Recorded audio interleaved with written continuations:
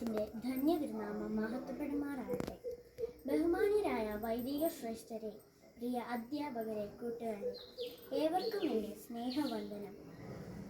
വിശ്വാസം നമ്മുടെ ആത്മീയ ജീവിതത്തിൻ്റെ അടിസ്ഥാന ശിലയാണ്.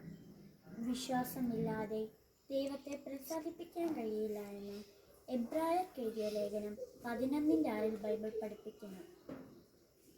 ദൈവത്തിൽ നാം പൂർണ്ണ ഹൃദയത്തോടെ ആശ്രയിക്കണം. നമ്മുടെ ജീവിതത്തിൽ പലപ്പോഴും പരീക്ഷകളും ബുദ്ധിമുട്ടുകളും വരാം. എന്നാൽ ദൈവം നമ്മെ ഒരു പിതാവ് പോലെ ശിക്ഷിക്കുകയും അതിലൂടെ വളരാൻ സഹായിക്കുകയും ചെയ്യുന്നു. ജീവിതത്തിലെ തെറ്റായ ശീലങ്ങളോർത്ത് സങ്കടപ്പെടുകയോ നിരാശപ്പെടുകയോ സ്വയം കുറ്റപ്പെടുത്തുകയോ ചെയ്യേണ്ടതില്ല. അത് തൽക്കാലം അങ്ങനെ നിൽക്കട്ടെ.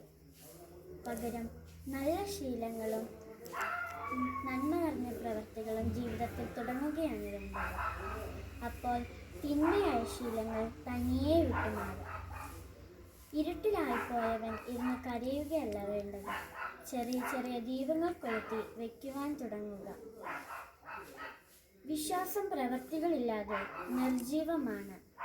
യാക്കോബ് എഴുതിയ ലേഖനം 2:26 മറ്റുള്ളവർക്ക് നന്മ ചെയ്യുമ്പോഴാണ് യഥാർത്ഥത്തിൽ നമ്മുടെ ജീവിതം അർത്ഥപൂർണമാകുന്നത്. മദർ തെരേസയുടെ ഈ വാക്കുകൾ എക്കാലവും മാനവ സമൂഹത്തിന് മാതൃകയാണ്. പരിശുദ്ധനായ പൗലോസ് ശ്ലീഹ റോമർക്ക് എഴുതിയ ലേഖനം 12:21 പറയുന്നു, തിന്മയെ നന്മ കൊണ്ട് ജയിക്കുക. വീണ്ടും ഫിലിപ്പിയർക്ക് എഴുതിയ ലേഖനം 2:4 പറയുന്നു, നിങ്ങൾ എപ്പോഴും മറ്റുള്ളവരുടെ നന്മയ്ക്കായി പ്രവർത്തിക്കുക.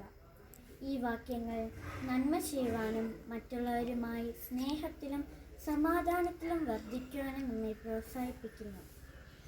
നന്മ വിതച്ചാൽ നന്മ കൊയ്യാം എന്ന് കേട്ടിട്ടില്ലേ? നന്മ ചെയ്ത് ജീവിച്ചാൽ സന്തോഷം അനുഭവിക്കാം.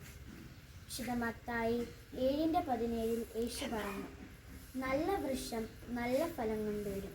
നമ്മുടെ ഹൃദയത്തിൽ നന്മ വളർത്തുമ്പോൾ അതിൻ്റെ ഫലങ്ങൾ നമ്മുടെ പ്രവൃത്തികളിൽ കാണാം. നമ്മുടെ നന്മയിലൂടെ മറ്റുള്ളവർക്കും ദൈവസ്നേഹം അനുഭവപ്പെടണം. നിങ്ങളുടെ വെളിച്ചം മനുഷ്യരുടെ മുമ്പിൽ പ്രകാശിക്കട്ടെ. അവർ നിങ്ങളുടെ നല്ല പ്രവൃത്തികൾ കണ്ട് സ്വർഗസ്ഥനായ നിങ്ങളുടെ പിതാവിനെ മഹത്വപ്പെടുത്തട്ടെ. വിശുദ്ധ മത്തായി 5:16. നമ്മുടെ ജീവിതത്തിൽ നന്മയിൽ വളരാൻ സഹായിക്കുന്ന കുറച്ച് മാർഗങ്ങൾ. 1. ദൈവവചനം പഠിക്കുക. ബൈബിൾ വായിക്കുകയും അതിലെഴുതിയിരിക്കുന്നത് പോലെ ജീവിക്കുവാൻ ശ്രമിക്കുക. 2. പ്രാർത്ഥന. ദൈവത്തോടൊപ്പം സമയം ചിലവഴിക്കുക. നന്മയുടെ ആത്മാവിനായി പ്രാർത്ഥിക്കുക. 3. മറ്റുള്ളവരെ സഹായിക്കുക. ദയയും കരുണയും കാണിക്കുക. ചെറിയ കാര്യങ്ങളിൽ പോലും നന്മ കാണിക്കുക. 4. ക്ഷമയും സഹനവും. മറ്റുള്ളവരുടെ പിഴവുകൾ ക്ഷമിക്കുകയും സഹനത്തോടെ പെരുമാറുകയും ചെയ്യുക. ഗലാത്യർക്ക് എഴുതിയ ലേഖനം 5:22-23.